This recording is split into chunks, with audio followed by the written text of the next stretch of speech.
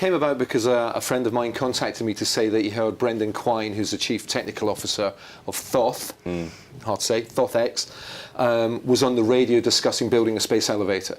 So I just Googled them, found out they were Canadian, whatever, and were building this tower. So I just emailed them and said, look, we've got a band in the UK called Space Elevator, we've got a track called Elevator, is there any collaboration? And they took that song and put it on their CGI animation of their space tower. So that's where the collaboration began. Okay, we're going to show that CGI of the space tower terrific. while I speak to the Duchess and find out about what it was like going over there, because you've actually been given access to the headquarters to film that video. How techie is it in there? It's pretty mind-blowing, isn't it? It is it's amazing, all a bit like something from the 1970s still, or 60s, isn't it? Yeah, they built it in the 60s, Yeah, so it's incredible.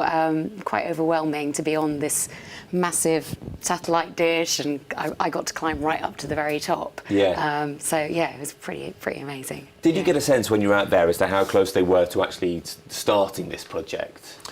Well, the idea would be that they'd put it out to a kind of bid tender, a little bit like the Olympics. So it could be in any country, any country that would be interested in it, of course.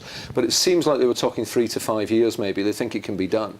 And there it is, yeah. It's something which I think is kind of out of this world, but actually you probably could imagine it could happen, and the aim would be to let the planes fly off the top, and they're almost halfway to space. Exactly, and it negates the need for rocketry. And the elevators go around the outside. It takes about an hour to go up and an hour to come back down, obviously, but there's 2 different elevator cars that can pass each other. So you can be going up as one's coming back down.